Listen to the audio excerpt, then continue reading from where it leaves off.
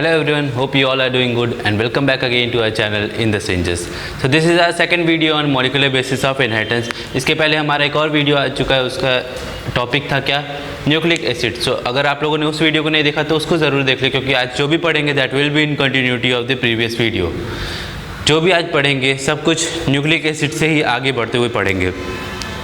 फिर एक बार क्या करते हैं, एक बार हम लोग जल्दी से रिवाइज कर लेते हैं कि न्यूक्लिक एसिड में क्या क्या चीज़ें हमने पढ़ी थी. न्यूक्लिक एसिड क्या है? एक तरह का जेनेटिक मटेरियल. न्यूक्लिक एसिड एक तरह का जेनेटिक मटेरियल. काम क्या है इसका? जेनेटिक इन्फॉर्मेशन को स्टोर करना और आगे की तरफ ट्रांसपोर्ट करना. Nucleic acids are of two types, RNA और DNA. RNA was the first nucleic acid, DNA is more stable nucleic acid. आगे और चीज़ें हम लोग उसके बारे में भी पढ़ेंगे क्यों ज़्यादा स्टेबल है. फिर बात करेंगे nucleic acid are polymer of nucleotides. Nucleic acid बने किसके होते हैं? न्यूक्लियोटाइड्स के पॉलीमर होते हैं. यानी न्यूक्लिक एसिड एक पॉलीमर है, उसके मोनोमर यूनिट्स क्या हैं? न्यूक्लियोटाइड. फिर हमने बात की nucleotides are made up of 3 components. What were those 3 components? First one is ribose sugar या deoxyribose sugar, depending upon whether it is present in DNA और RNA. First one, सबसे पहले की चीज़ क्या थी हमारी? शुगर यानी पेंटोज शुगर. पेंटोज शुगर भी 2 टाइप के थे. अगर आरएनए में प्रेजेंट है तो उसे क्या बोलते हैं हम लोग? Ribose sugar. डीएनए में प्रेजेंट था तो डीऑक्सीराइबोज शुगर. फिर सेकंड चीज़ क्या थी? पेंटोज शुगर हो गया. सेकंड चीज़ था हमारा नाइट्रोजनस बेसिस. नाइट्रोजनस बेसिस भी 2 टाइप्स के थे, प्यूरिन्स एंड पायरिमिडीन्स. उनके स्ट्रक्चर हम लोगों ने बहुत डिटेल में पढ़े थे, तो उस वीडियो को भी एक बार वापस से रिवाइज कर लें आप लोग भी. थर्ड कंपोनेंट क्या था हमारा? फॉस्फेट. फिर ये 3 चीज़ हो गए हमारे, बेसिस, शुगर एंड फॉस्फेट. इन तीनों को मिला के हम क्या बोलते हैं? न्यूक्लियोटाइड. और एक न्यूक्लियोटाइड की लंबी चेन हमारी क्या बनाती है? एक न्यूक्लियोटाइड की लंबी चेन हमारा बनाता है न्यूक्लिक एसिड. आज हम लोग पहले टाइप का न्यूक्लिक एसिड पढ़ने वाले हैं, दैट इज डीएनए. हमारा टॉपिक है आज का डीएनए. एनसीईआरटी में डीएनए को क्या बोला गया है?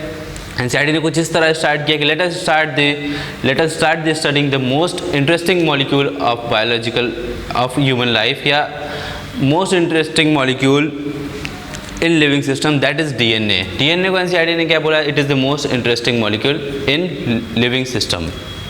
सेकेंड क्या है? DNA is also the most abundant nucleic acid. 2 तरह के न्यूक्लिक एसिड हैं, आरएनए और डीएनए. डीएनए ज़्यादा अबंडेंट क्यों है? क्योंकि डीएनए की स्टेबिलिटी ज़्यादा है. डीएनए की स्टेबिलिटी ज़्यादा क्यों है?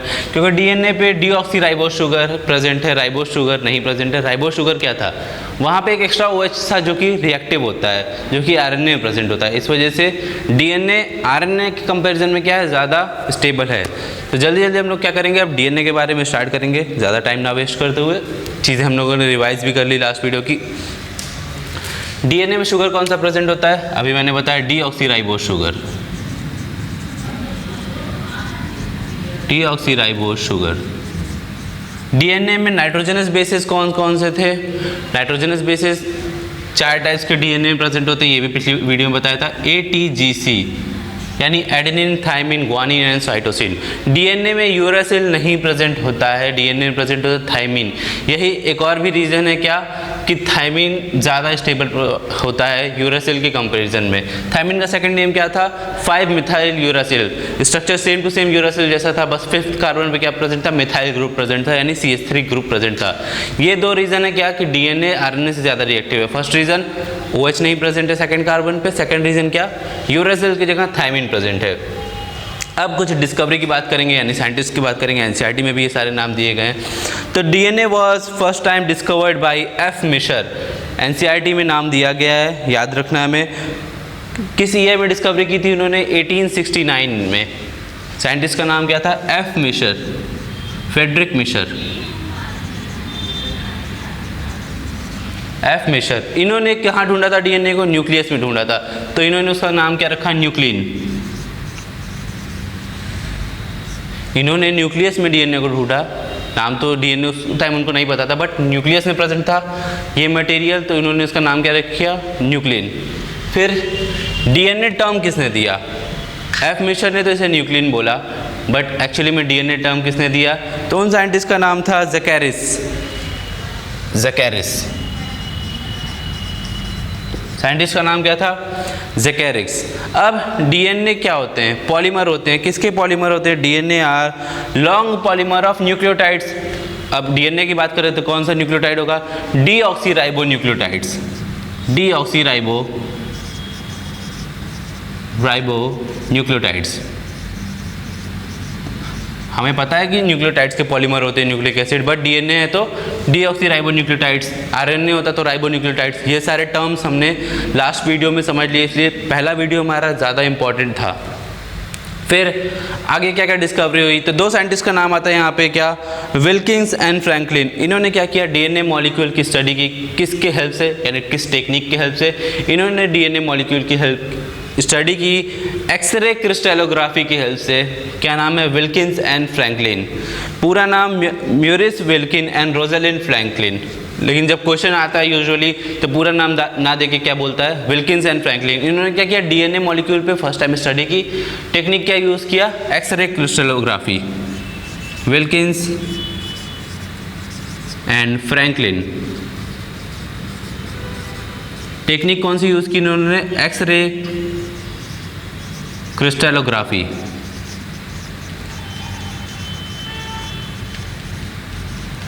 बट आज के टाइम पे हम लोग जो स्टडी करते हैं डीएनए का स्ट्रक्चर, उसे हम लोग बोलते हैं double helix model of DNA. इन्होंने डीएनए की जो स्टडी की थी वो टेक्निक क्या था, एक्सरे क्रिस्टलोग्राफी। इसी को मॉडिफाई करके इसी स्टडी के हेल्प से, यानी एक्सरे क्रिस्टलोग्राफी, इनका जो स्टडी का जो भी रिजल्ट आया होगा उसकी हेल्प से दो और साइंटिस्ट थे, उनका नाम क्या था, Watson and Crick. Watson and Crick ने क्या किया, इनके स्टडी के बेस्ड पे अपना एक नया मॉडल दिया, डीएनए का नया मॉडल, जिसे आज के टाइम पे हम लोग पढ़ते हैं। उसे हम लोग बोलते हैं double helix model of DNA. Double helix model of DNA पूछा जाए एग्जाम में किसने प्रपोज किया, तो नाम क्या था, वाटसन एंड क्रिक। पूरा नाम क्या है इनका, एनसीईआरटी में भी हम लोग देख सकते हैं, James Watson and Francis Crick. क्या हो गया, वाटसन एंड क्रिक। इन्होंने क्या किया, इन्होंने विल्किंस एंड फ्रैंकलिन के एक्सरे क्रिस्टलोग्राफी वाले स्टडी को आगे ही यूज़ करके कौन सा मॉडल दिया, double helix model of DNA. Double helix model of DNA. अभी तक जितने भी नाम हमने पढ़े सबसे इंपॉर्टेंट हमारे सामने वाटसन एंड क्रिक ही है, तो इसे ज़रूर याद रखना है। बाकी भी इंपॉर्टेंट है, बट ये बहुत बार एग्जाम में पूछा जा चुका है। फिर अब डीएनए की स्टडी पे जैसा कि हम लोग देख सकते हैं, चार साइंटिस्ट ने वर्क किया, Wilkins, Franklin, Watson and Crick. But Nobel prize 1962 medicine में जो कि मिलता है, 1962 में मेडिसिन में नोबेल प्राइज़ सिर्फ तीन ही साइंटिस्ट को मिला, Watson, Crick and Wilkins. Watson, Crick and Wilkins. याद रखना है, फ्रैंकलिन को नोबेल प्राइज़ नहीं मिला था डीएनए के स्टडी के लिए। तो ये तो हो गए कुछ स्टैटिक चीज़ें जो कि बुक में दी गई हैं, हमें याद भी रखनी है। आगे हम लोग क्या करेंगे, structure of polynucleotide chain. Structure of polynucleotide chain. Last video में हम लोगों ने क्या किया था, न्यूक्लियोटाइड्स का पॉलीमराइजेशन कराया था, लेकिन वहाँ पे हमने क्या किया था, एक ही स्ट्रैंड बनाया था। बट आज के टाइम पे हम लोग जो पढ़ते हैं वो कैसा होता है, वो double helix model of DNA, यानी डीएनए के दो स्ट्रैंड्स होते हैं, डीएनए डबल स्ट्रैंडेड स्ट्रक्चर होता है। लास्ट वीडियो में तो हमने बस एक स्ट्रैंड बना लिया था अपने समझने के लिए, क्योंकि न्यूक्लियोटाइड्स का हम लोग बस पॉलीमराइजेशन वहाँ पढ़े थे। बट आज हमें क्या करना है, स्ट्रक्चर ऑफ पॉलीन्यूक्लियोटाइड चेन, यानी दोनों स्ट्रैंड को हमें देखना है। अभी भी हम क्या कर रहे हैं, अभी भी एक स्ट्रेट चेन है, ये अभी हेलिक्स के फॉर्म में नहीं है। हेलिक्स क्या होता है, अगर इस मार्कर को मैं एक साइड से इस तरफ घुमाऊँ, एक साइड से इस तरफ घुमाऊँ, तो ये कुछ हेलिकल शेप ले लेगा। ये आप लोगों ने देखी होगी जूट के रोप्स भी किस शेप में होते हैं, वो हेलिकल शेप में होते हैं, उसके दो स्ट्रैंड्स होते हैं, दोनों आपस में कैसे होते हैं, रैप्ड होते हैं, वही होता है हेलिकल शेप। बट अभी हम लोग हेलिक्स शेप नहीं पढ़ रहे, हम लोग अभी एक स्ट्रेट शेप पढ़ रहे हैं, आगे इसको हेलिक्स बना के भी पढ़ेंगे। टॉपिक है स्ट्रक्चर ऑफ पॉलीन्यूक्लियोटाइड चेन। कुछ बॉन्ड्स होते हैं यहाँ पे जो कि बहुत इंपॉर्टेंट होते हैं, याद होगा। बेसेस शुगर पे किस कार्बन पे जुड़ते हैं, फर्स्ट कार्बन पे जुड़ते हैं, बॉन्ड क्या होता है, एन ग्लाइकोसिडिक लिंकेज। शुगर पे फिफ्थ कार्बन पे क्या जुड़ता है, फॉस्फेट जुड़ता है, वो बॉन्ड क्या होता है, फॉस्फोएस्टर बॉन्ड। दो शुगर यानी दो न्यूक्लियोटाइड्स आपस में कैसे जुड़ते हैं, ये जुड़ते हैं 3,5 फॉस्फोडाइएस्टर बॉन्ड, यानी कि यहाँ से एक और बॉन्ड बन जाता है ऊपर वाले शुगर के थर्ड कार्बन से नीचे वाले शुगर के फॉस्फेट पे एक और बॉन्ड बन जाता है। तो ये क्या हुआ, ये इसका थर्ड कार्बन था, यहाँ पे फिफ्थ कार्बन है, तो इसको हम लोग बोलते हैं 3,5 फॉस्फोडाइएस्टर बॉन्ड। तो ये कुछ इस तरह से यहाँ पे बॉन्ड फॉर्मेशन हो जाता है। तो ये क्या हो जाता है, हमारा एक स्ट्रैंड पूरा हो जाता है। सिमिलरली सेकेंड स्ट्रैंड भी यहाँ पे हमारा बन जाएगा, बॉन्ड वापस से क्या होगा, 3,5 फॉस्फोडाइएस्टर बॉन्ड। अब एक बात हमें याद रखना है कि एक होता है 5' एंड किधर, जिधर फ्री फॉस्फेट होता है, 3' एंड किधर, जिधर फ्री OH ग्रुप होता है। बट जो दूसरा स्ट्रैंड होगा वो कैसा होता है, वो इसके एंटी पैरेलल होता है, यानी जिधर इसका फॉस्फेट फ्री था उसके अपोजिट इसका फॉस्फेट फ्री होगा। यानी कि इधर 5' एंड ऊपर की तरफ है तो इधर 5' एंड इधर की तरफ होगा, 3' एंड इधर की तरफ होगा। यानी ये दोनों स्ट्रैंड्स कैसे हैं, आपस में कॉम्प्लीमेंट्री हैं और कैसे हैं, एंटी पैरेलल हैं। ये दोनों स्ट्रैंड्स आपस में कॉम्प्लीमेंट्री हैं और कैसे हैं, एंटी पैरेलल हैं। तो फर्स्ट पॉइंट क्या हुआ, फर्स्ट पॉइंट हुआ हमारा, according to this model DNA is composed of 2 polynucleotide chains both are complementary and anti parallel. इस मॉडल के अकॉर्डिंग डीएनए किसका है, 2 पॉलीन्यूक्लियोटाइड चेन्स का है। दोनों पॉलीन्यूक्लियोटाइड चेन कैसे हैं, आपस में कॉम्प्लीमेंट्री हैं और एंटी पैरेलल है। एंटी पैरेलल तो समझ में आ गया, एक का डायरेक्शन 5 to 3, दूसरे का डायरेक्शन 3 to 5। कॉम्प्लीमेंट्री का मतलब अगर हमें एक स्ट्रैंड की बेसिस पता है, यानी एक स्ट्रैंड का सीक्वेंस हमें पता है, तो हम दूसरे स्ट्रैंड का भी सीक्वेंस पता कर सकते हैं। रीज़न अभी देखेंगे आगे क्यों।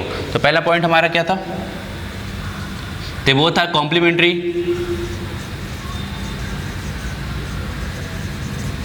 And anti parallel. They both are complementary and anti parallel. I hope आप लोग साथ साथ क्या कर रहे होंगे, नोट्स बना रहे होंगे या स्क्रीनशॉट एंड में ले रहे हैं। तो बट आई प्रेफर कि नोट्स ज़्यादा यूज़फुल होगा, ज़्यादा बेनिफिशियल होगा, क्योंकि चीज़ें जब हम खुद से लिखेंगे तो क्या होगा, ज़्यादा अच्छे से हम ग्रैस्प कर पाएंगे अपने माइंड में। फिर सेकंड पॉइंट हमारा क्या है, वन मेल हॉलमार्क, यानी इस मॉडल का मेन हॉलमार्क क्या था, one main hallmark of this double helix model is complementary base pairing between purines and pyrimidines. जो अभी हमने यूज़ किया कॉम्प्लीमेंट्री बेस पेयरिंग, मैंने बोला कि एक स्ट्रैंड पता हो तो सेकंड स्ट्रैंड हम लोग पता कर सकते हैं। तो इस डबल हेलिक्स मॉडल का क्या एक मेन फीचर क्या था, जिसे हम लोग बोलते हैं मेन हॉलमार्क क्या था, वो हॉलमार्क था कॉम्प्लीमेंट्री बेस पेयरिंग। यानी कि एक प्यूरिन के सामने एक पिरामिडीन ज़रूर आता है। एक प्यूरिन के सामने हमेशा क्या आता है, एक पिरामिडीन। प्यूरिन क्या था, एडेनिन एंड ग्वानिन। पिरामिडीन कौन कौन से हैं, साइटोसिन एंड थाइमिन। यूरेसिल का नाम क्यों नहीं लिया, वापस से यूरेसिल का नाम इसलिए नहीं लिया क्योंकि डीएनए में यूरेसिल नहीं प्रेजेंट होता है। तो हमने मान लिया इसका क्या होगा, एक स्ट्रैंड का कुछ सीक्वेंस ए ले लिया, जी ले लिया, ए टी सी जी, कुछ भी सीक्वेंस ले सकते हैं।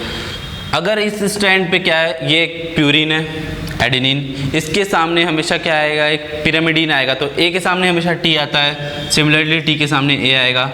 सी साइटोसिन के सामने एक क्या आएगा, साइटोसिन एक पिरामिडीन है, इसके सामने एक प्यूरिन आएगा। तो सी के सामने हमेशा जी आएगा, जी के सामने सी आएगा। यानी क्या है, एक स्ट्रैंड अगर हमें पता है एक स्ट्रैंड का सीक्वेंस, तो हम क्या कर सकते हैं, उसके कॉम्प्लीमेंट्री स्ट्रैंड यानी सेकंड स्ट्रैंड का भी सीक्वेंस पता कर सकते हैं। ये कॉन्सेप्ट्स हमारे आगे जब हम लोग पढ़ेंगे ट्रांसक्रिप्शन ट्रांसलेशन, तो वहाँ पे भी ये चीज़ें बहुत अच्छे से हमें काम आएंगी। तो हमें याद रखना है, एक प्यूरिन के सामने क्या आएगा, एक पिरामिडीन आएगा। ए हमेशा टी के साथ बाइंड करता है, जी हमेशा सी के साथ बाइंड करेगा। अभी हम लोग देखेंगे किस टाइप्स के बॉन्ड का फॉर्मेशन होता है। तो सेकंड पॉइंट क्या था हमारा, main hallmark in the sense main feature, main hallmark is complementary base pairing between purine and pyrimidine. Complementary base pairing between purine and pyrimidines. एक प्यूरिन के सामने हमेशा एक पिरामिडीन आता है। थर्ड पॉइंट क्या है, backbone of polynucleotide chain is made up of sugar and phosphate. यानी कि हम लोग बात करें बैकबोन की, मेन स्ट्रक्चर क्या बनाता है हमारा, बैकबोन। वर्टिब्रल कॉलम हमारा क्या है, बैकबोन। इसी तरह डीएनए का बैकबोन कौन बनाता है, फॉस्फेट और शुगर। इसी फॉस्फेट और शुगर से नाइट्रोजनस बेसेस बाहर की तरफ प्रोट्यूड करते हैं। यानी एक हमारा स्ट्रक्चर जो स्ट्रेट स्ट्रक्चर होगा वो क्या होगा, हमारा बैकबोन बनाता कौन है, फॉस्फेट और शुगर। उससे जो प्रोट्यूटेड स्ट्रक्चर होते हैं, यानी जो बाहर की तरफ निकले होते हैं, वो नाइट्रोजनस बेसेस होते हैं। यानी अगर हम लोग साइड में बनाना चाहें इसको, उस फिगर को अलग छोड़ देते हैं, तो ये क्या हो गया हमारा, ये बैकबोन हो गया। इस बैकबोन के अंदर क्या क्या चीज़ें हैं, इस बैकबोन के अंदर फॉस्फेट भी इंक्लूड है और शुगर भी इंक्लूड है। बस इससे क्या निकला होता है, इससे निकला होता है हमारा बेसिस, कुछ भी बेस हो सकते हैं। सिमिलरली सेकंड का भी बैकबोन कुछ इस तरह होगा। इसमें क्या इंक्लूड होगा, फॉस्फेट और शुगर। सामने क्या होगा, इसके नाइट्रोजनस बेसिस प्रोट्रूड करेंगे, यानी बाहर की तरफ निकलोगे तो ए के सामने टी आएगा, टी के सामने ए आएगा, जी के सामने सी आएगा, सी के सामने जी आएगा। ये हो गया हमारा बैकबोन, यानी ये स्ट्रक्चर हमारा इतने दूर का क्या है बैकबोन, उससे निकले हुए क्या है हमारे नाइट्रोजनस बेसिस। तो थर्ड पॉइंट हमारा क्या है बैकबोन ऑफ पॉलीन्यूक्लियोटाइड चेन कौन बनाता है, शुगर एंड फॉस्फेट। बैकबोन कौन बनाता है, शुगर एंड फॉस्फेट।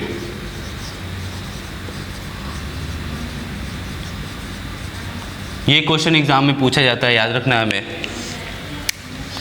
तीनों ऑप्शन रहेंगे, both A and B, A and C, ऐसे करके ऑप्शन बनाया जा सकता है, कंफ्यूज किया जा सकता है हमें। तो याद रखना sugar and phosphate make the backbone of DNA structure या double helix structure. Third point क्या है, both strands are held together by hydrogen bonding. हमने क्या किया, दोनों स्ट्रैंड बना तो दिए, बट दोनों स्ट्रैंड हमेशा जुड़े भी तो होने चाहिए। तो एक तरह का बॉन्ड होता है हाइड्रोजन बॉन्डिंग, केमिस्ट्री में हमने पढ़ा है, केमिकल बॉन्डिंग चैप्टर में पढ़ा। हाइड्रोजन बॉन्डिंग एक तरह का फिजिकल बॉन्ड होता है, एक तरह का फिजिकल बॉन्ड होता है। तो ये दोनों स्ट्रैंड आपस में पास पास आने की वजह से क्या कर रहे हैं, हाइड्रोजन बॉन्ड बना लेते हैं।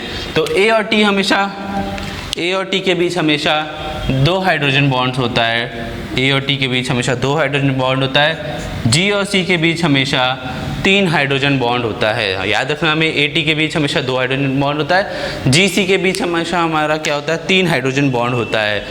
अब ऐसा रीज़न भी क्यों होता है, इसके बीच 3 क्यों नहीं जाता, इसके बीच 2 क्यों नहीं जाता, तो ये इनकी केमिस्ट्री पर डिपेंड करता है। उतनी डिटेल में चीज़ें हमारे एग्जाम में आएंगी नहीं, तो वो पढ़ने का कोई मतलब भी नहीं हो सकता है। अगर आप लोग पढ़ना चाहें तो वो क्या है, आपको कहीं पे भी स्ट्रक्चर मिल जाएगा।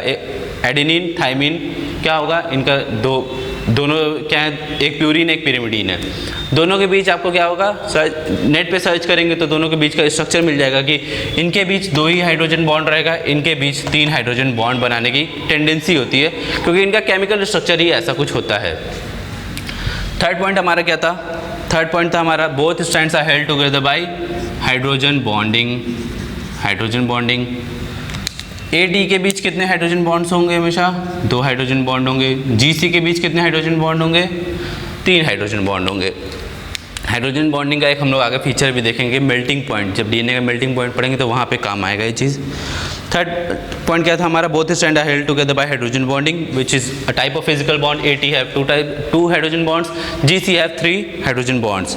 फिर in a DNA strand one purine always pair with pyrimidine. This generates approximately uniform distance between both the strands.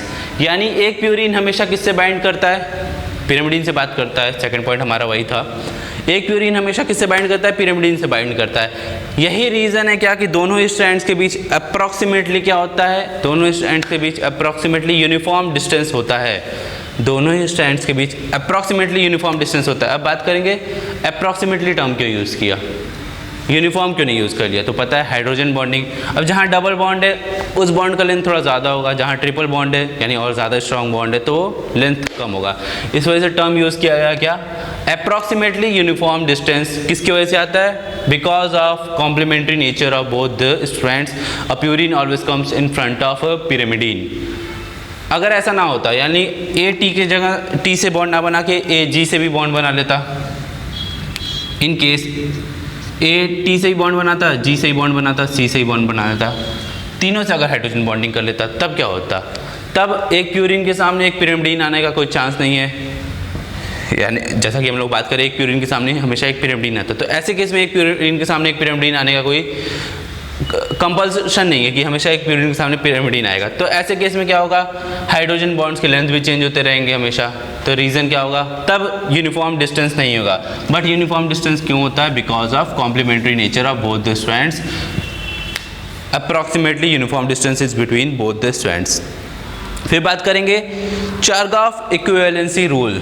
ये हमारा एग्ज़ाम के लिए बहुत इंपॉर्टेंट है। Chargaff equivalency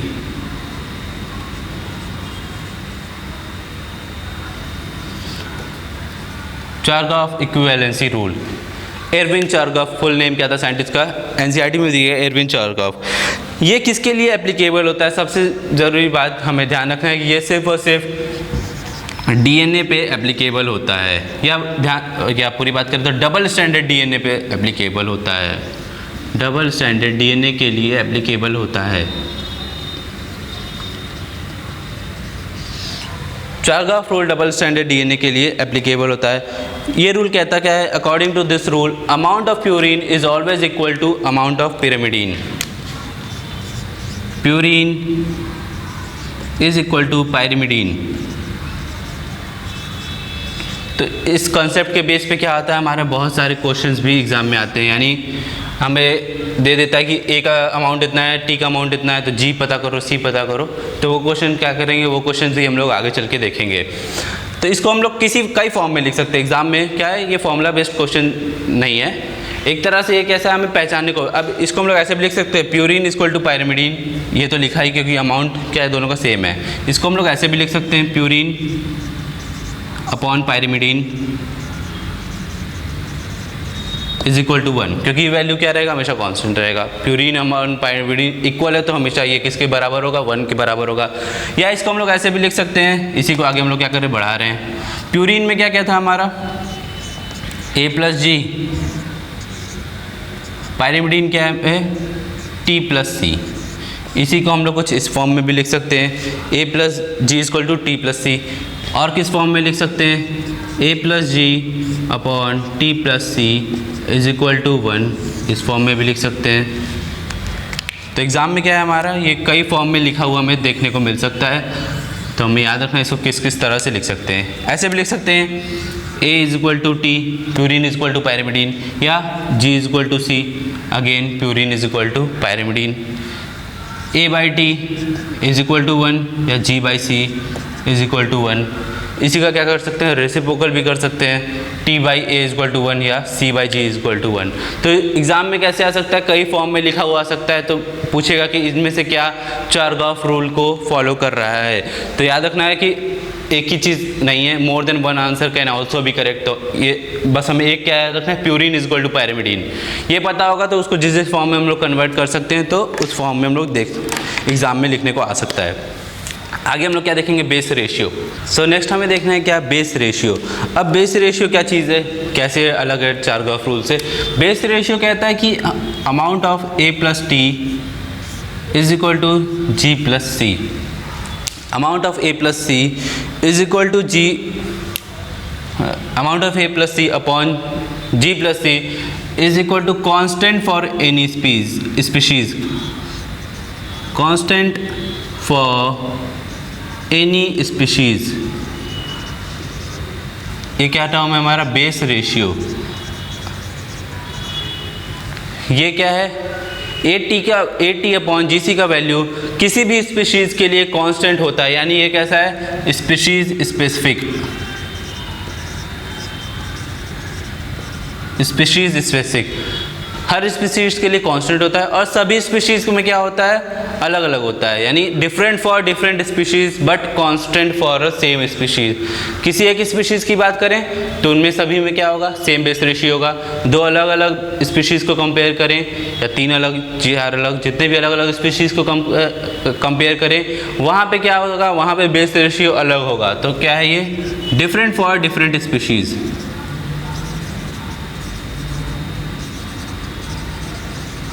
different for different species, ये क्या था हमारा, बेस रेशियो। याद रखना है हमें, बेस रेशियो में हम यहाँ पे रेसिप्रोकल नहीं कर सकते, इसको उल्टा नहीं कर सकते। ये टर्म हमेशा क्या रहेगा, AT बाई GC ही रहेगा, यानी AT अपॉन GC। अनलाइक कि चारगाफ रूल के जरा से, चारगाफ रूल क्या था, प्यूरिन बाई पायरिमिडीन। यानी चारगाफ रूल को हम लोग ऐसे भी लिख रहे थे वहाँ पे, थोड़ी देर के लिए लिख रहा हूँ, याद रखना है, कंफ्यूज नहीं होना है कि ये मैं चारगाफ रूल लिख रहा हूँ अभी। AG अपॉन TC, क्या इसी को हम लोग वहाँ पे उल्टा भी कर लेते थे। ये क्या था, चारगाफ रूल। ये क्या है, ये है हमारा बेस रेशियो। बट यहाँ पे कंफ्यूज नहीं होना, बेस रेशियो को हम लोग कभी भी चेंज नहीं कर सकते। ये रेशियो हमेशा AT बाई GC को ही बोलते हैं। चारगाफ रूल क्या था, हमेशा प्यूरिन किससे बराबर होता है, पिरिमिडीन के बराबर होता है। तो उस चीज़ को हम लोग चेक भी कर सकते हैं ना, ऐसे प्यूरिन जैसे अब यहीं पर हम लोग चेक कर लेते हैं, प्यूरिन कितने हैं, 1 2 3 and 4। पिरिमिडीन कितने हैं, 1 2 3 and 4। इसी तरह कितना भी लंबा चेन हो, चारगॉफ रूल के according purine is equal to pyrimidine, हमेशा प्यूरिन के सामने पिरिमिडीन ही आता है। प्यूरिन का नंबर पिरिमिडीन के नंबर के बराबर होता है, उसको हमने क्या किया अपॉन में करके इज इक्वल टू 1 भी कर दिया था, यानी उस फॉर्म में भी लिख सकते थे। बस base ratio AT/GC constant for any species, her species के लिए अलग अलग होता है। जैसे ह्यूमन की बात करें तो ह्यूमन में कितना होता है 1.53, ह्यूमन की बात करें तो बेस रेशियो कितना होता है 1.53। ऐसी चीज़ें एग्जाम में नहीं पूछी जा सकती हैं, मतलब एग्जैक्ट वैल्यू नहीं पूछा जा सकता है, बट हाँ बेस रेशियो क्या होता है, क्योंकि ये चारगॉफ रूल से मिलता जुलता है तो कन्फ्यूज़ करने के लिए पूछा सकता है। आगे हम लोग क्या है चारगॉफ पे भी क्वेश्चन करेंगे, बेस रेशियो पे भी क्या करेंगे, चारगॉफ पे भी क्वेश्चन करेंगे, बेस रेशियो पे भी क्वेश्चंस करेंगे। अब DNA 2 टाइप्स के हो सकते हैं, DNA 2 टाइप्स के हो सकते हैं। अब किसी ऑर्गेनिज्म में अगर AT कंटेंट GC कंटेंट से ज़्यादा है, किसी ऑर्गेनिज्म में AT कंटेंट GC कंटेंट से ज़्यादा होगा तो ये वैल्यू कितना होगा, ये वैल्यू मोर देन 1 होगा, मोर देन 1। खुद ही सोच लो, ऊपर वाली वैल्यू ज़्यादा है नीचे वाली वैल्यू कम है तो डिवाइड करने पे ये वैल्यू क्या आएगी मोर देन 1। तो जिन भी ऑर्गेनिज्म में AT/GC कंटेंट ज़्यादा होता है उनमें क्या होगा base ratio more than 1। AT और ऐसे DNA को हम लोग क्या बोलते हैं AT type of DNA, AT type of DNA। फिर AT टाइप ऑफ DNA पाया कहाँ जाता है यूकैरियोटिक सेल्स में, यूकैरियोटिक सेल्स में, यानी यूकैरियोटिक सेल्स का बेस रेशियो कितना होता है मोर देन 1। थोड़े देर पहले मैंने ह्यूमन का बताया 1.53, तो ये भी कैसा है मोर देन 1।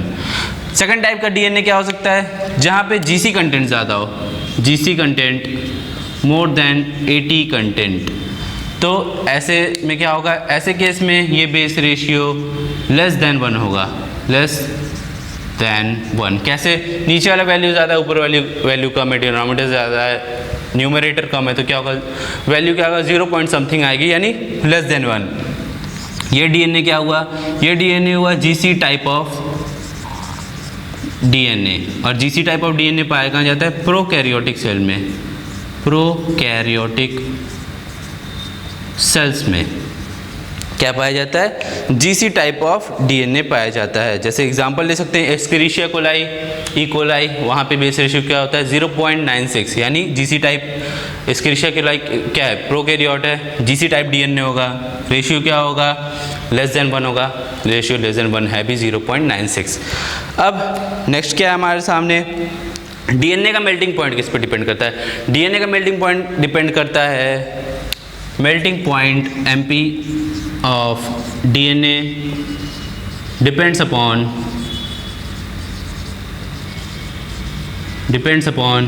GC content. क्यों GC कंटेंट पे ही क्यों डिपेंड करता है, GC के बीच में कितने बॉन्ड्स हैं 3 बॉन्ड्स हैं। अब जितना ज़्यादा स्ट्रॉन्ग बॉन्ड होगा उसका मेल्टिंग पॉइंट भी तो उतना ही हाई होगा, इसीलिए मेल्टिंग पॉइंट किस पे डिपेंड करता है, melting point of DNA depends upon GC content of that DNA। तो अब बता सकते हैं कि किसका GC कंटेंट ज़्यादा होगा, प्रोकैरियोट्स का या यूकैरियोट्स का। सोचें, प्रोकैरियोट्स का GC कंटेंट्स क्या है ज़्यादा होगा, वाई, बिकॉज प्रोकैरियोट्स में GC कंटेंट ज़्यादा है तो प्रोकैरियोट्स का क्या होगा मेल्टिंग पॉइंट भी ज़्यादा होगा। तो हम लोग क्या है मेल्टिंग पॉइंट को TM से रिप्रेजेंट कर रहे हैं, तो TM prokaryote is more than TM eukaryotes. क्यों, क्योंकि प्रोकैरियोट्स में GC कंटेंट ज़्यादा है। अब 2 टर्म्स आता है हमारे सामने क्या, डीनेचुरेशन ऑफ DNA, डीनेचुरेशन और renaturation, denaturation and renaturation of DNA। ये 2 टर्म्स क्या है। अब DNA कैसा एक डबल हेलिक्स मॉडल है। अगर DNA को हम क्या करते हैं हाई टेम्परेचर पे ले जाते हैं, तो हाई टेम्परेचर पे यानी 80 to 90 डिग्री सेल्सियस पे ले जाते हैं, तो ये इनके बीच के क्या हो गया हाइड्रोजन बॉन्ड्स टूट जाएंगे। हाइड्रोजन बॉन्ड टूटने से क्या होगा, ये दोनों DNA क्या हो जाएंगे सेपरेट हो जाएंगे। डीनेचुरेशन टर्म क्या होगा, आप लोगों ने वहाँ पे प्रोटीन्स में भी सुना होगा बायोमोलिक्यूल्स चैप्टर में, प्रोटीन्स का भी डीनेचुरेशन होता है। पता है कि प्रोटीन्स हाई टेम्परेचर पर वर्क नहीं करते हैं, क्यों, क्योंकि वो भी डीनेचुरेट हो जाते हैं। सिमिलरली DNA भी high temperature 80 to 90 degree Celsius पे इनके बीच का हाइड्रोजन बॉन्ड ब्रेक हो जाता है, DNA के दोनों स्ट्रैंड क्या हो जाता जाते हैं, अलग हो जाते हैं। बट डीएनए में एक और टेंडेंसी होती है रीनेचुरेशन की, यानी कि वापस से नॉर्मल टेम्परेचर आया, दोनों स्ट्रैंड सामने आए तो वापस से रीनेचुरेट करके वापस से क्या कर लेंगे, डबल हेलिक्स यानी डबल इनके बीच हाइड्रोजन बॉन्ड का फॉर्मेशन हो जाएगा, वापस से डबल स्ट्रैंडेड मॉलिक्यूल बन जाएगा। तो याद रखना है डीएनए में डीनेचुरेशन रीनेचुरेशन दोनों पॉसिबल है, बट प्रोटीन एक बार डीनेचुरेट हो गए तो वापस से नॉर्मल टेम्परेचर पे आने पे क्या होगा, प्रोटीन्स रीनेचुरेशन नहीं शो करते हैं। तो ये पॉइंट भी याद रखना है, proteins do not show renaturation, proteins do not show renaturation. Protein सिर्फ एक बार डीनेचुरेट हो गए तो वापस से रीनेचुरेट नहीं होंगे, रीनेचुरेशन नहीं होगा। तो ये क्या हो गया हमारा स्ट्रक्चर ऑफ पॉलीन्यूक्लियोटाइड चेन, हमने यानी डीएनए का एनसीईआरटी में कैसे दिया गया, साइलेंट फीचर या सैलिएंट फीचर्स ऑफ डीएनए करके इस टॉपिक को दिया गया है। आगे हम क्या देखेंगे, डीएनए का कॉन्फ़िगरेशन देखेंगे। तो आगे हमें क्या देखना है, डीएनए का कॉन्फ़िगरेशन, यानी डीएनए के लेंथ क्या होते हैं, डीएनए का विड्थ क्या होता है, ये सारी चीज़ों को हमें समझना है। बट एनसीईआरटी में इसको कैसे स्टार्ट किया गया है, एनसीईआरटी में डीएनए के डबल हेलिक्स मॉडल को कंपेयर किया गया है एक रिवॉल्विंग लैडर से, यानी एक डबल हेलिक्स मॉडल जो कि कुछ इस तरह से घूमते हुए ऊपर की तरफ जा रहा है।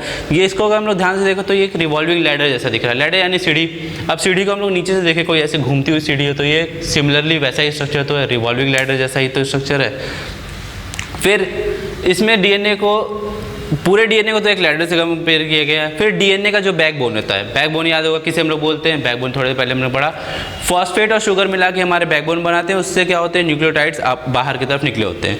बैकबोन को किया गया कंपेयर उस लैडर के रेलिंग से, लैडर है, लैडर का रेलिंग क्या है जिसको हम लोग पकड़ के चढ़ रहे होते हैं ऊपर की तरफ, उसको कंपेयर किया गया है डीएनए के बैकबोन से, यानी बैकबोन हमारा रेलिंग की तरह काम कर रहा है। और ये जो लैडर के स्टेप्स होते हैं जिस पे पैर रख के हम लोग आगे बढ़ रहे हैं, लैडर के स्टेप्स को कंपेयर किया गया है यहाँ पे किससे, लैडर के स्टेप्स को कंपेयर किया गया है नाइट्रोजनस बेसिस से, यानी नाइट्रोजनस बेसिस पे हम पैर रख के आगे की तरफ बढ़ रहे हैं, शुगर फॉस्फेट को हम पकड़ के ऊपर की तरफ चल रहे हैं। तो ये होगा पूरा डीएनए का स्ट्रक्चर। तो इसको कुछ इस तरह से एनसीईआरटी ने दिया गया है, the two strands of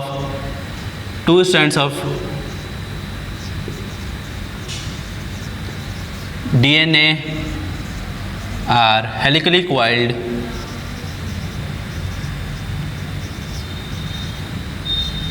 like a revolving ladder। ये एक रिवॉल्विंग लैडर जैसा है। फिर रेलिंग को किससे कंपेयर किया है, लैडर के रेलिंग को डीएनए के बैकबोन से, स्टेप्स को नाइट्रोजनस बेसिस से। रेलिंग की तरह काम कौन कर रहा है, हमारा बैकबोन काम कर रहा है, स्टेप्स की तरह काम कौन कर रहा है, हमारा नाइट्रोजनस बेसिस। फिर अब डीएनए के कुछ हमें कॉन्फ़िगरेशन देखने हैं। सबसे पहली चीज़ हमें क्या ध्यान देना है कि डीएनए का डायमीटर क्या होता है। डीएनए का डायमीटर होता है 20 एंगस्ट्रॉम। डीएनए का ये जो डायमीटर है ये है 20 एंगस्ट्रॉम। एंगस्ट्रॉम यानी 10⁻⁻10 मीटर। अब डायमीटर की बात करें तो हम यहाँ पे किस को नाप रहे हैं, याद होगा सबसे बाहर फॉस्फेट होता है, then sugar, then nitrogenous bases. ये एक स्ट्रैंड की बात हुई। दूसरे स्ट्रैंड में नाइट्रोजनस बेस, शुगर, फॉस्फेट, यानी फॉस्फेट, शुगर, नाइट्रोजनस बेस, इस वजह में दोनों अरेंज होते हैं। डायमीटर में हम किसको मेजर कर रहे हैं, हम सबसे बाहर वाली को मेजर कर रहे हैं, यानी दो फॉस्फेट के बीच का डिस्टेंस कितना होता है, 20 एंगस्ट्रॉम। सिमिलरली हम लोग और भी चीज़ें मेजर कर सकते हैं। दो शुगर के बीच का डिस्टेंस होता है 11.1 एंगस्ट्रॉम। ऑब्वियसली चीज़ है 20 से कम ही होगा क्योंकि शुगर अंदर की तरफ है। दो नाइट्रोजनस बेसिस के बीच में डिफरेंस 2.823 एंगस्ट्रॉम होता है। अब 2.823 क्यों बोल रहे हैं, 2.823 क्यों बोल रहे हैं, क्योंकि एक नहीं है, जहाँ पे ट्रिपल बॉन्ड होगा जीसी जहाँ पे जीसी प्रेजेंट होगा वहाँ पे बॉन्ड लेंथ कम होगा 2.8 होगा, जहाँ पे 80 होगा यानी डबल बॉन्ड होगा वहाँ पे बॉन्ड लेंथ ज़्यादा होगा यानी 3 एंगस्ट्रॉम लेंथ होगा। बट हमें शुगर के बीच डिस्टेंस नहीं याद रखनी है, हाइड्रोजन बॉन्ड यानी नाइट्रोजनस बेस के डिस्टेंस नहीं याद रखनी है। एग्जाम में ज़्यादातर पूछा जाता है क्या, 20 एंगस्ट्रॉम यानी फॉस्फेट के बीच की डिस्टेंस। बता दिया मैंने बाकी दोनों भी। फिर एक चीज़ हमें याद रखना है, डीएनए हर स्टेप पे यानी हर टर्न पे कितना घूम रहा है, यानी एक टर्न ले रहा है वापस से घूम के उसी जगह पे आ जा रहा है, एक टर्न ले रहा है वापस के घूम से उसी जगह पे आ जा रहा है। इसका मतलब डीएनए एक हेलिक्स के फॉर्म में ऊपर की तरफ बढ़ रहा है। और हेलिक्स के बीच में देखें तो क्या है, दो स्टेप्स हैं, ये एक टर्न है, एक टर्न है। हर टर्न पे डीएनए कितने स्टेप्स घूम रहा है, हर टर्न पे कितने बेसिस प्रेजेंट है, 10 बेसिस प्रेजेंट है। यानी कि ये जो लेंथ है इसके बीच में कितने हैं 10 नाइट्रोजनस बेस। अभी इसका लेंथ भी हम लोग देखेंगे, पहले ये चीज़ देख लेते हैं कि 2 नाइट्रोजनस बेस के बीच का डिस्टेंस होता है 3.4 एंगस्ट्रॉन्ग। 2 नाइट्रोजनस बेस के बीच का डिस्टेंस होता है 3.4 एंगस्ट्रॉन्ग। एग्जाम में इसको क्या नैनोमीटर में भी कन्वर्ट करके पूछा जा सकता है, तो किसी एक को याद रखें, या तो नैनोमीटर को याद रखें या तो एंगस्ट्रॉन्ग को याद रखें। एग्जाम में क्या कर सकते हैं हम लोग वहाँ पे कन्वर्ट कर सकते हैं। फिर 2 के बीच डिस्टेंस 3.4 एंगस्ट्रॉन्ग, हर टर्न पे 10 स्टेप्स ले रहा है, यानी कि ये जो हेलिक्स लेंथ है हमारा, ये पूरा लेंथ जिसको हम लोग हेलिक्स लेंथ बोलते हैं या हेलिक्स पिच बोलते हैं, हेलिक्स लेंथ या पिच, यहाँ पे 10 स्टेप्स हैं। 10 स्टेप्स का मतलब हर 2 के बीच में 3.4, इसका मतलब पूरा लेंथ कितना होगा 34 एंगस्ट्रॉन्ग। कुछ नहीं, 10 से मल्टीप्लाई कर दिया गया है, तो हेलिक्स लेंथ हमारा कितना होगा 34 एंगस्ट्रॉन्ग। 2 के बीच डिस्टेंस कितना होगा 3.4 एंगस्ट्रॉन्ग। फिर याद रखना है हमें क्या, हर स्टेप पे डीएनए कितने डिग्री घूमता जा रहा है, यानी हर स्टेप पे डीएनए ऐसे से घूमता चल रहा है। हर स्टेप पे डीएनए 36 डिग्री घूम रहा है, हर स्टेप पे डीएनए 36 डिग्री घूम रहा है। इसका मतलब 10 स्टेप्स पे कितना घूम जाएगा 360 घूम जाएगा। 360 यानी एक टर्न पूरा कंप्लीट कर देगा। हर स्टेप पे डीएनए 36 डिग्री घूमते हुए ऊपर जा रहा है। इसका मतलब at the end of 10 steps it will turn 360 degree which will complete 1 rotation, यानी एक रोटेशन पूरा कंप्लीट करके डीएनए ऊपर की तरफ जाएगा। तो हमें इंपॉर्टेंट चीज़ें क्या क्या याद रखनी है, डायमीटर याद रखना है, डायमीटर याद रखना है, 2 के बीच की डिस्टेंस याद रखनी है और हेलिक्स पिच याद रखना है। तो इस बेसिस पे क्या है, अगले वीडियो में हम लोग क्वेश्चंस भी करेंगे, न्यूमेरिकल्स भी करेंगे। तो ये हो गया रेलिंग हो गया, स्टेप्स हो गया, लेंथ यानी कॉन्फ़िगरेशन भी हो गया। फिर याद क्या रखना है हमें, लेंथ ऑफ डीएनए। डीएनए का लेंथ किस पे डिपेंड करता है, नंबर ऑफ नाइट्रोजनस बेस, जितनी ज़्यादा नंबर ऑफ न्यूक्लियोटाइड, जितने ज़्यादा न्यूक्लियोटाइड्स प्रेजेंट होंगे उतने ज़्यादा ही लेंथ होगा, नंबर ऑफ न्यूक्लियोटाइड। ये क्या है डीएनए का लेंथ। फिर नेक्स्ट चीज़ हमें क्या रखना है कि वॉटसन एंड क्रिक ने जो डीएनए का मॉडल दिया था उसे हम लोग बोलते हैं B DNA. Watson and Crick ने जो डीएनए का मॉडल दिया था वो था बी डीएनए। अभी समझाता हूँ ये क्या है। अब डीएनए यूजुअली 2 टाइप्स के होते हैं, right handed DNA and left handed DNA. अब इसका मतलब क्या है, अगर डीएनए हेलिक्स कुछ इस तरह घूमते हुए आगे जा रहा है, यानी राइट हैंडेड की तरह राइट क्लॉकवाइज घूम रहा है, तो ये क्या हो गया right handed DNA. Anti clockwise घूम रहा है तो लेफ्ट हैंडेड डीएनए। तो वॉटसन एंड क्रिक ने जिसे ढूंढा था वो था राइट हैंडेड डीएनए। अब राइट हैंडेड डीएनए भी क्या होता है, 4 टाइप्स के होते हैं, A type, B type, C type and D type. इन्होंने जो ढूंढा वो क्या था हमारा बी टाइप ऑफ डीएनए। तो याद रखना हमें राइट हैंडेड डीएनए भी 4 टाइप्स के होते हैं, A B C and D, but Watson and Crick ने जो दिया या जो आज के टाइम पे हम लोग स्टडी करते हैं वो होता है बी डीएनए का स्ट्रक्चर। फिर एनसीईआरटी में कुछ चीज़ें दी गई है, DNA in chromosome is linear. Chromosome में जो डीएनए होता है वो लीनियर फॉर्म में होता है, बट प्रोकैरियोट्स, क्लोरोप्लास्ट और माइटोकॉन्ड्रिया के पास भी अपना डीएनए होता है, इसीलिए हम लोग उसे क्या बोलते हैं सेमी ऑटोनॉमस ऑर्गेनेल। उनके पास जो डीएनए होता है वो डीएनए सर्कुलर फॉर्म में होता है, यानी क्लोरोप्लास्ट, माइटोकॉन्ड्रिया और प्रोकैरियोट्स में जो डीएनए होता है वो सर्कुलर फॉर्म में होता है। अब ये क्या दिया गया है एनसीईआरटी में, जब डीएनए स्टार्ट किया गया है, एनसीईआरटी में जो चीज़ स्टार्ट ने पढ़ा, इस वीडियो में हम लोगों ने वो चीज़ एंड में दिया। एनसीईआरटी में ये चीज़ स्टार्ट में दिया गया डीएनए के, वीडियो में हमने क्या किया इसको एंड में पढ़ रहा है, क्योंकि हमें सब चीज़ें समझ में आ जाएगी तब ये अच्छे से पता होगा। यहाँ पे क्या दिया कि बैक्टीरियोफाज 5X174, यानी कि एक ऐसा वायरस जो कि बैक्टीरिया को इन्फेक्ट करता हो, बैक्टीरियोफाज की definition virus that infects bacteria. उस बैक्टीरियोफाज का पूरा नाम क्या है, बैक्टीरियोफाज 5X174। इसमें कितने न्यूक्लियोटाइड्स हैं, इसमें है 5386 न्यूक्लियोटाइड। सिमिलरली बैक्टीरियोफाज लैम्डा में कितने बेस पेयर्स हैं, 48,502 बेस पेयर्स हैं। एस्केरिशिया कोलाई में 4.6 × 10⁶ बेस पेयर हैं। सिमिलरली ह्यूमन या haploid content of human DNA कितना है, 3.3 × 10⁹ बेस पेयर। एग्जाम में यूजुअली ये सारे क्वेश्चंस आते नहीं हैं, बट एनसीईआरटी में वैल्यू दी गई है तो यहाँ पे मैं भी पढ़ा दे रहा हूँ। याद रखना ह्यूमन में हमेशा हैप्लॉइड कंटेंट की बात कर रहे हैं। हैप्लॉइड की क्यों बात कर रहे हैं, एन की बात क्यों कर रहे हैं, क्योंकि जो एक सेट ऑफ क्रोमोसोम है उसी की स्टडी हम लोग करते हैं डीएनए में, यानी एक सेट की बात कर रहे हैं। सेकंड सेट तो उसी का क्या है, उसी का कॉपी तो होता है। Second set of chromosome same to same उसी का कॉपी तो होता है। तो ये किसकी बात करें, हैप्लॉइड की। अगर डिप्लॉइड पूछे तो 6.6 × 10⁻⁹ बेस पेयर। अब एक क्वेश्चन मैं यहाँ पे आप लोगों के लिए होमवर्क दे रहा हूँ, जिसे आप लोग को कमेंट करके बताना है क्या कि यहाँ पे बैक्टीरियोफाज लैम्डा में बेस पेयर की बात हो रही है, एस्केरिशिया कोलाई में बेस पेयर की बात हो रही है, ह्यूमन डीएनए में बेस पेयर की बात हो रही है, बट बैक्टीरियोफाज 5X174 में न्यूक्लियोटाइड की बात क्यों हो रही है। हर जगह हम लोगों ने बोला कि इसके इतने बेस पेयर, इसके इतने बेस पेयर, इसके इतने बेस पेयर है, बट 5X174 में हम लोग ये बोल रहे हैं कि इसके इतने न्यूक्लियोटाइड्स हैं। तो ये चीज़ आप लोगों को कमेंट करके बताना है। वीडियो को अच्छे से देखे होंगे तो इसका आंसर अभी पता चल जाएगा, बट आप लोगों को ये क्या करना है, कमेंट करके बताना है कि 5X बैक्टीरियोफाज में क्यों हम लोग न्यूक्लियोटाइड्स की बात कर रहे हैं, बेस पेयर की बात क्यों नहीं कर रहे हैं। So with this, this video ends here. In our next video, we will do some numericals on DNA and we'll study packaging of DNA. So thank you so much. See you all in our next video.